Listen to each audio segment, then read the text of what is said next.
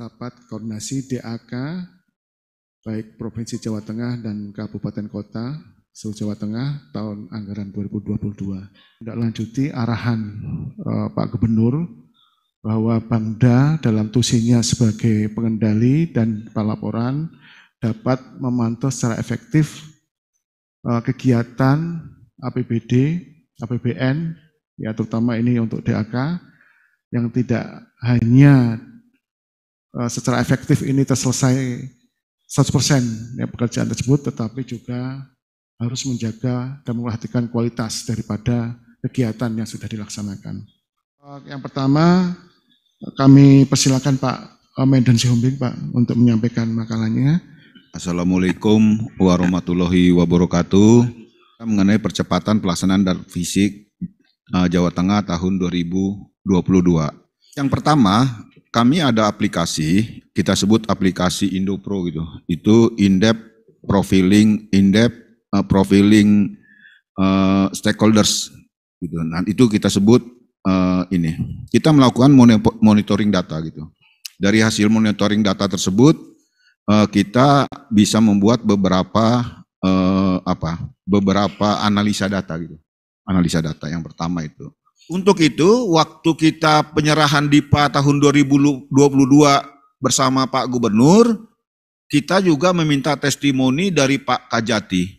Pesan Pak Kajati, kita jangan terpaku pada satu sistem pengadaan saja dengan e-katalog, tetapi kita bisa juga kalau memang alasannya sangat penting, kita bisa melakukan pengadaan dengan metode yang lelang. Yang penting pesannya Pak Kajati, jangan ada unsur korupsi, itu aja pesannya gitu. Nanti silakan melapor ke sini Dak Fisik, pasti langsung saya respon gitu ya, karena dipegang ini di kantor gitu sekretaris, dan ini jadi laporan pengaduan. Kalau perlu timnya saya kirim ke kabupaten mana aja, saya kirim. Kalau memang perlu bantuan, kalau perlu Zoom, saya ini responnya harus cepat gitu ya. Ya, nanti saya jamin ini ada solusinya. Kami dengan Pak Medan sudah melakukan akselerasi dalam rangka pengendalian. Kami sudah ada MOU untuk sharing data, dan juga ini tadi yang penting memang ada mindset dari paling lambat ya, jadi kita harus paling cepat. Dan dari MOU ini sudah kita lakukan, dan dari DJPB Pak Medan ini mengirim kami terkait dengan data tadi itu, data kondisi penyerapan yang sudah diupload, dan juga ini sudah kami share kepada Bapak Ibu semuanya di grup DAK. Ya, harapannya ini nanti ke depannya ya bisa dengan cepat untuk melakukan diupload di setelah kontrak ya, diupload. Saya kira nanti proses pencairannya itu bisa cepat ya. Seperti contoh di Pati ini sudah dapat kurang lebih 4 miliar di kas daerah. Saya kira ini menjadi pemantik pemicu kita untuk saling berkompetisi ya. Saya kira itu ya. Yang kemudian yang kedua, jangan sampai nanti kita hanya terpaku pada satu sistem saja melalui e-katalog. Nanti mungkin bisa dijelaskan oleh Pak Kader ya. Kepada Bapak Zamzani dari Ditjen Bina Bangda untuk bisa menyampaikan terkait dengan evaluasi dan kebijakan pelaksanaan DAK di tahun 21 dan juga pelaksanaan tahun 2022. Assalamualaikum warahmatullahi wabarakatuh.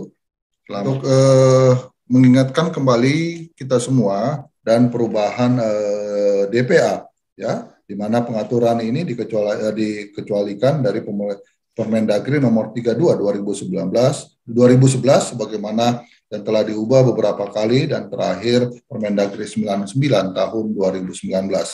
Yang ketiga, terdapat kesalahan di dalam penganggaran program kegiatan di dalam APBD.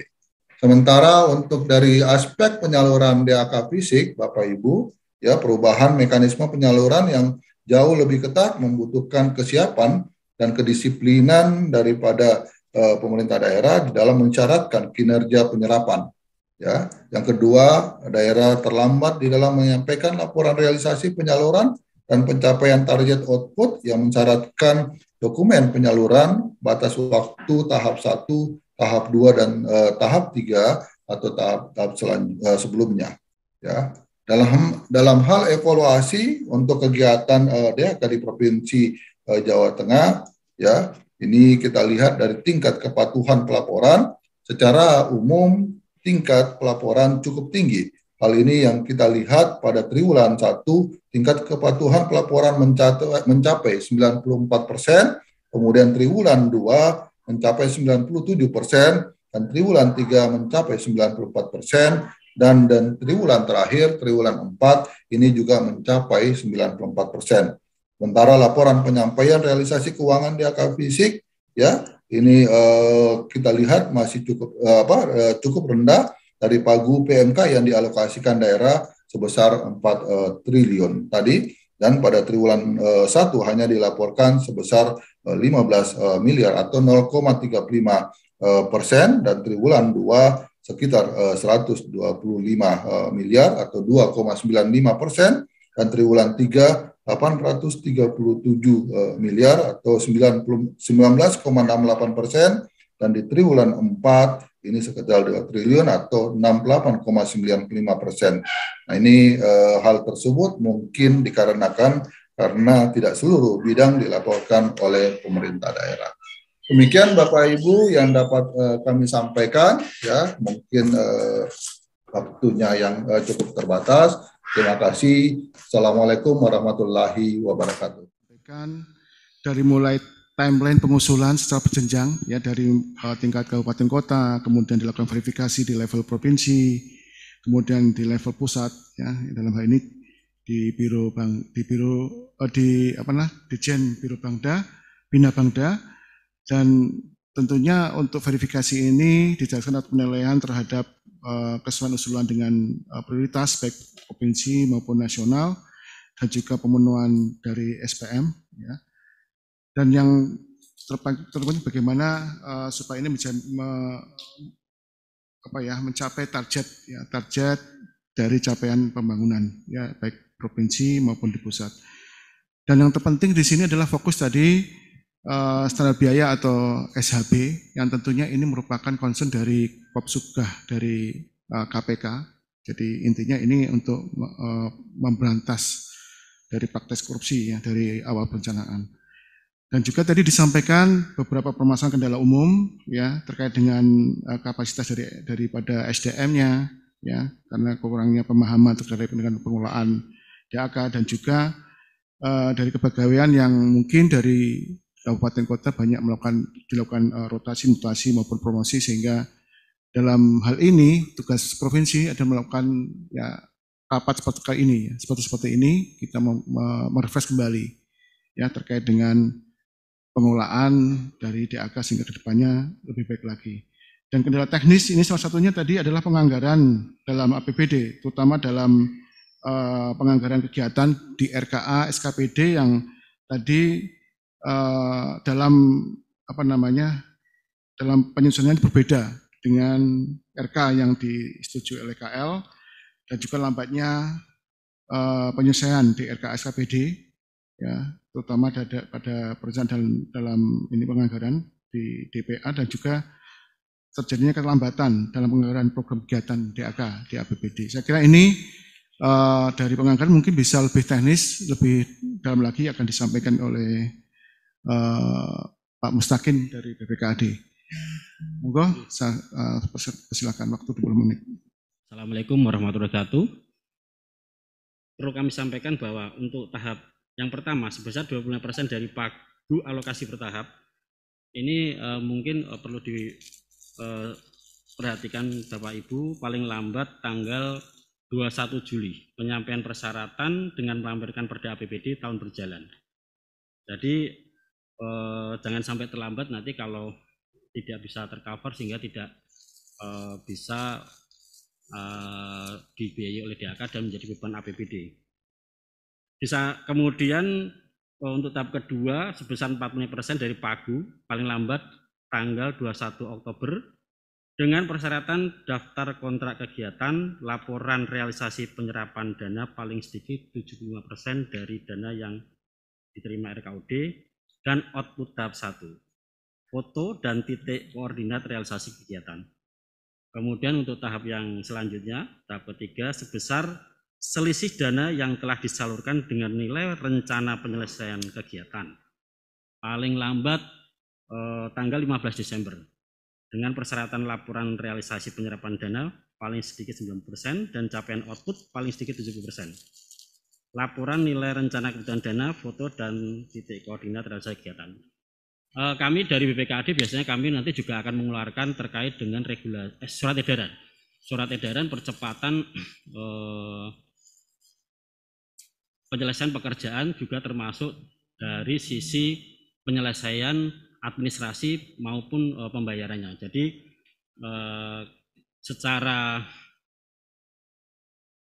bertahun kami selalu pada bulan-bulan kritis itu selalu akan mengingatkan kepada teman-teman di khususnya yang kalau di pemerintah Provinsi Jawa Tengah di SKPD kami untuk menyikapi dan menghitung kembali kemungkinan-kemungkinan penyelesaian pekerjaan yang ada sehingga persiapan-persiapan bisa segera dilakukan oleh teman-teman agar semua pekerjaan tidak terlambat dan termasuk juga pembayaran bisa dilakukan sesuai dengan kontrak ataupun sesuai dengan waktu yang telah disepakati ataupun direncanakan. DAK fisik ini mungkin dimulai dari OPD, di mana menginput aplikasi melalui OMSPAN sampai RKUD yang tentunya dokumen yang diinput harus lebih dahulu. Ini yang kami mohon kepada teman-teman di inspektorat, memang alhamdulillah kerjasama kita sudah baik, yang selama ini kita selalu berkoordinasi dengan teman-teman di APIP terkait dengan agar diverifikasi, direview oleh teman-teman di APIP. Jadi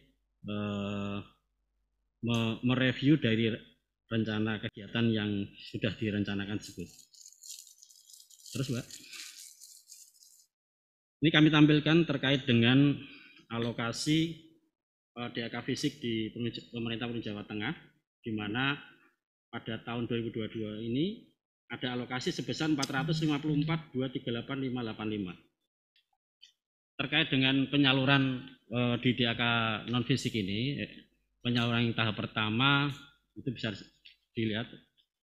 Tahap pertama paling cepat yaitu bulan Februari sebesar 50% dari Pagu dengan syarat melampirkan perda, juknis, laporan tahunan N-1 dan maksimal tanggal 30 Juni. Kemudian penyaluran tahap 2 paling cepat bulan Juli sebesar 50% dengan syarat laporan penyaluran tahap pertama minimal 50% dari maksimal tanggal 30 November. Kaitannya dengan alokasi DAK non fisik ataupun non fisik ini, mudah-mudahan pesan dari pimpinan tadi dimanfaatkan secara baik, kemudian mungkin bisa dikoordinasikan dengan kami juga apabila terjadi kendala apa-apa. Semoga nanti dalam realisasinya itu bisa sesuai dengan apa yang telah direncanakan sesuai dengan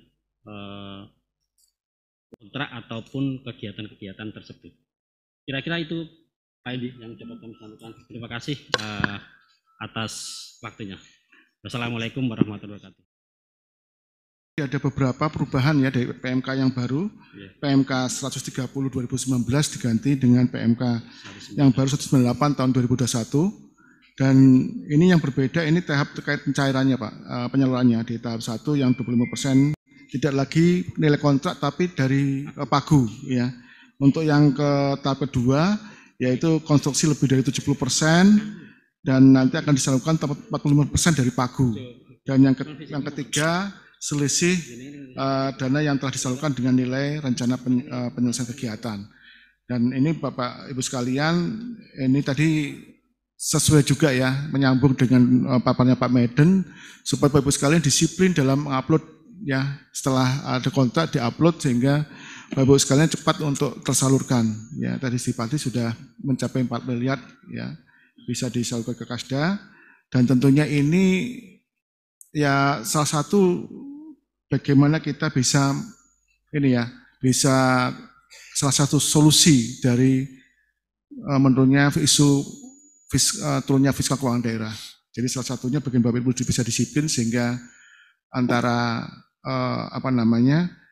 selesai kontrak dengan yang diupload ini tidak terlalu lama, ya, sehingga bisa tersalurkan dengan cepat.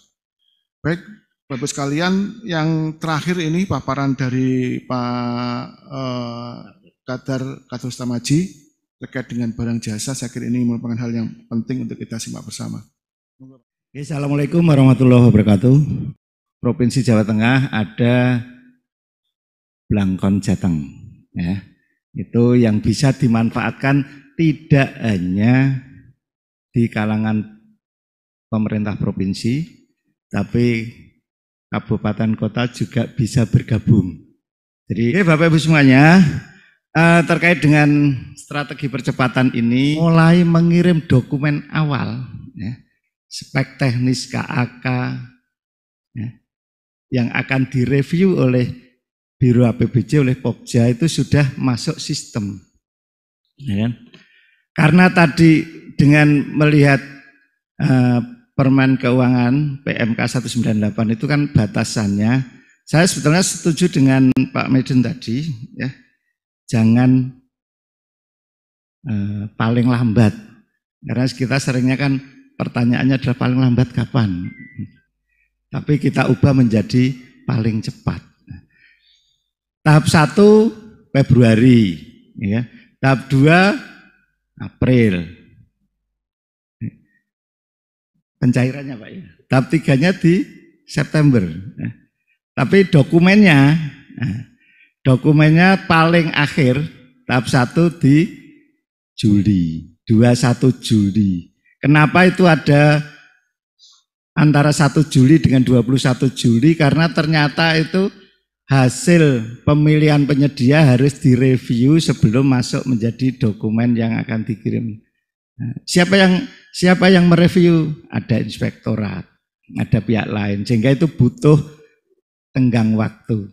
Jadi tidak bisa hari ini Biro APBJ menyampaikan hasil penetapan pemenang, hasil pemilihan penyedia, kemudian besok terus jadi dokumen yang bisa diinput, dilaporkan untuk DAK yang makanya di sini ada 1 Juli sampai 21 Juli, artinya ini ada 20 hari. Kemudian proses PBJ-nya, ya. Kenapa tadi dimulai dari akhir April atau awal Mei? Karena memang kami secara hitung-hitung 60 hari itu mulai dari review sampai hasil penetapan pemenang. Ya, kita lihat slide sebelumnya 26. Ini yang paling sering kita lakukan, ya. Yang paling sering digunakan adalah pasca kualifikasi. Ya. Dan di sini kita lihat sudah dicepat-cepatkan saja 24 hari. Ya.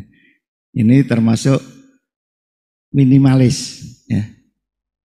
Kesempatan penyedia untuk mempelajari dokumen juga minim.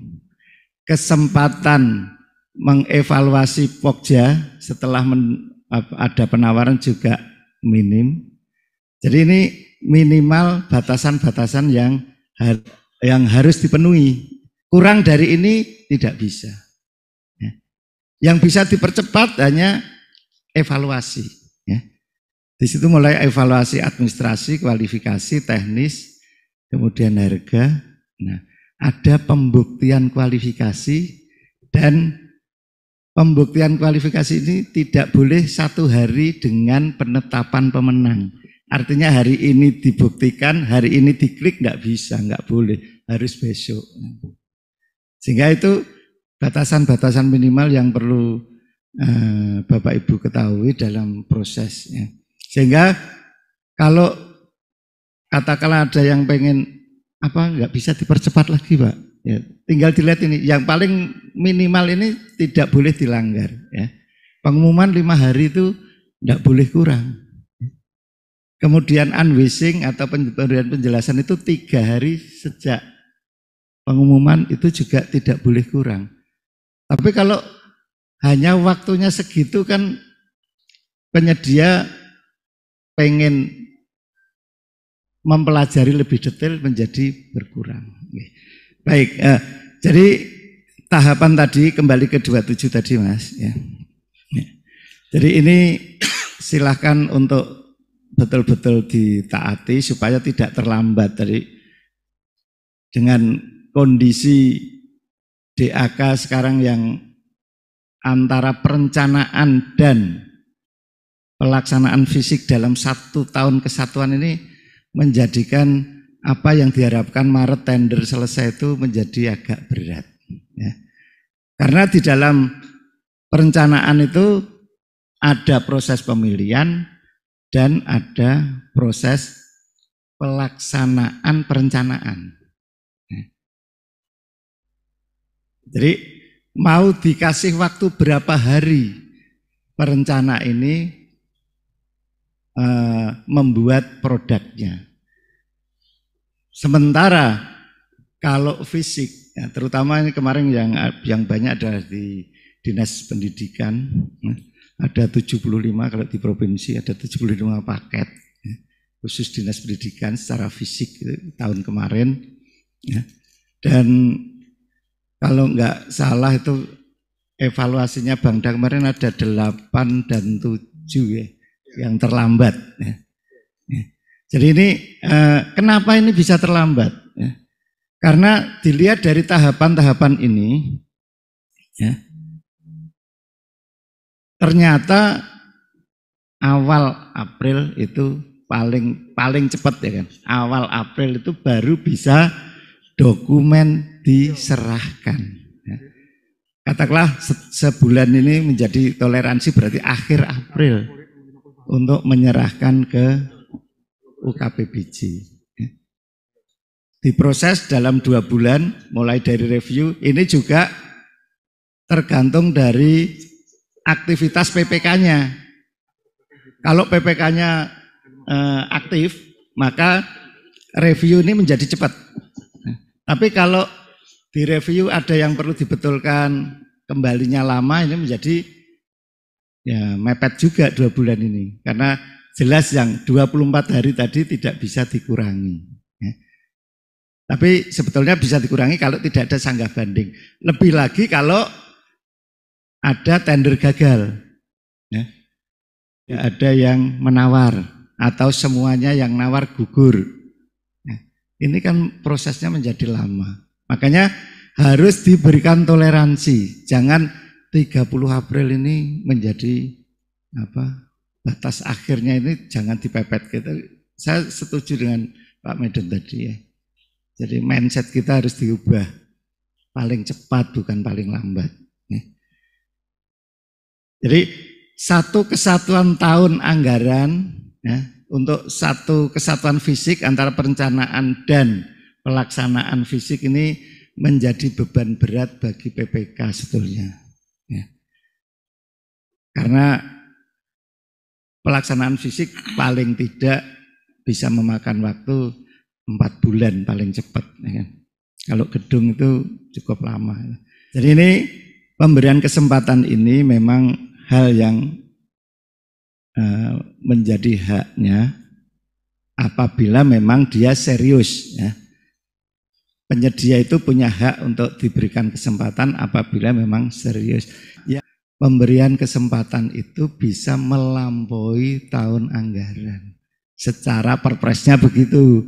Tapi keuangan daerahnya kan tidak memungkinkan. Sehingga mau tidak mau ya batas akhir 31 Desember ya harus selesai untuk keuangannya. Nah inilah yang perlu kami usulkan, dipikirkan bersama, mumpung ada BPKAD, mungkin ada yang dari Ditjen Bina Marga, Bina Bangda, dan ada dari Pak Medan ini, bagaimana supaya hak dari penyedia yang memang betul-betul punya komitmen untuk menyelesaikan pekerjaan itu ya bisa terbayarkan.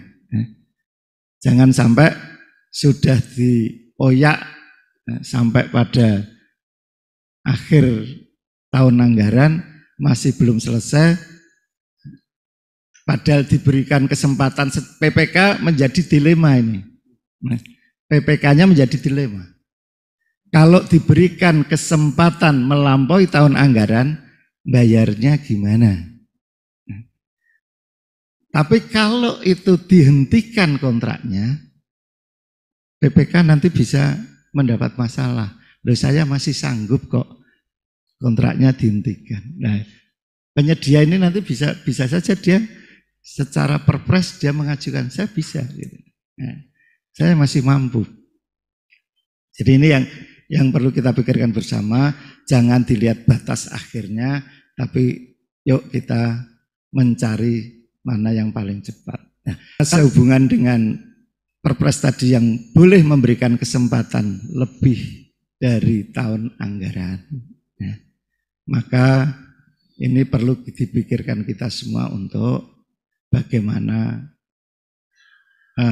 bisa mensinkronkan antara keuangan dengan itu. Mungkin ini BPKAD lebih berperan ini dalam hal supaya bisa terbayar, nggak usah nunggu perubahan gitu. Oke. Saya rasa itu, mohon maaf kalau ada hal yang kurang, dan saya akhiri. Assalamualaikum warahmatullahi wabarakatuh.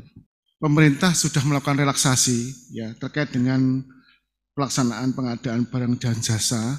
Jadi seperti saya sampaikan, pertama mengalokasikan paling sedikit 40% dari anggaran belanjanya barang dan jasa untuk produk usaha kecil atau koperasi, UMKM atau koperasi. Ini diamanatkan oleh SEB, Mendagri, dan Kepala LKPP. Ya. Kemudian tadi di Jawa Tengah sudah ada gerakan, ada namanya aplikasi Blangkon Jateng, di mana memberikan kesempatan bagi UMKM untuk ikut masuk ya di Blangkon Jateng ini dengan nilai sampai dengan 50 juta ya Pak ya? 50 juta. Iya. Jadi kami berikan kesempatan pada Bapak Ibu semuanya untuk bisa pertama membina pada seluruh UMKM di Kabupaten Kota agar kualitasnya itu bisa untuk tender. Itu yang penting. Ya. Bisa ikut tender. Jadi untuk misalkan makan minum ya, pengadaan ATK, pengadaan apa dan sebagainya, pengadaan yang sifatnya di atas yang bisa langsung, itu bisa beli langsung di Blangkon Jateng. Jadi tidak cuma hanya provinsi, kabupaten kota juga bisa. Jadi misalkan kalau provinsi ingin mengadakan kegiatan pelatihan ataupun kegiatan pertemuan di Kabupaten A, jadi makan minumnya bisa langsung tender. Tapi kami tidak semuanya bisa ternyata. Jadi kami harap mungkin Bapeda yang bisa mendorong pada UMKM, ya dinas yang menangani UMKM untuk bisa membina pada UMKM, ya untuk bisa meningkatkan kualitasnya. Yang kedua bagi pelaku usahanya juga, ya. Yang ketiga disampaikan bahwa ternyata harganya itu tidak kompetitif, maka juga harus bisa di mana harga ini bisa kompetitif dengan harga impor. Sebenarnya harga untuk kompetitifnya harga itu adalah produk yang efisien, biaya operasional yang efisien. Ini negara Cina itu paling efisien Pak. Mainan aja sampai daerah laut sama daerah gunung semua made in China, karena dibuat secara efisien. Nah ternyata memang produk-produk UMKM ini harganya justru lebih mahal daripada kita impor. Maka tugasnya UMKM bagaimana produk ini bisa bersaing dengan produk impor. Nah tadi disampaikan ada juga relaksasi bahwa walaupun harganya, tendernya nilainya itu lebih tinggi, tapi muatan kandungan dalam negara tinggi, itu bisa jadi pemenang. Karena ini saya kami diwanti-wanti oleh Pak Gubernur ini Pak. Di samping juga kami mengendalikan secara efektif terhadap penyerapan anggaran, tetapi juga tidak lupa pada kualitasnya ya dari bangunan tersebut. Kemudian perlunya ada koordinasi antar institusi dengan rangka penyelesaian masalah. Dan tadi Pak Medan membuka HP pengaduan DAK, bisa dicatat tadi ya, bisa dibesarkan nih Pak ini yang HP pengaduan. Ya, termasuk dana desa juga ini, dana transfer juga, dana DC, transfer DD ya, Pemdes, dana desa ya, itu bisa Kabupaten Pemdes, dana transfer desa. Itu dengan nomor 081129692222 di WA saja. Ya, nanti akan dijawab secara detail oleh Pak Meden. Kemudian juga perlu ada koordinasi dengan KL terkait, ya terkait dengan penerbitan petunjuk operasional dan katalog elektronik. Ya, ini perlu dilakukan secara intensif. Ya, pelaporan secara tepat waktu dengan format sebagaimana sudah ditentukan. Dan sekali lagi nih Pak, untuk mempermudah koordinasi dengan kegiatan pelaksanaan kegiatan DAK perlu dibentuk tim koordinasi DAK di kabupaten kota. Tadi disampaikan ada beberapa kabupaten yang 18 atau 17 kabupaten yang belum membuat, segera ditetapkan ya dengan surat edaran Sekska Pak Sekda. Saya kira demikian Bapak sekalian, kami akhiri. Mohon maaf dalam memimpin rapat ini ada kesalahan tutur kata. Lebih kurang mohon maaf, kami tutup. Wassalamualaikum warahmatullahi wabarakatuh.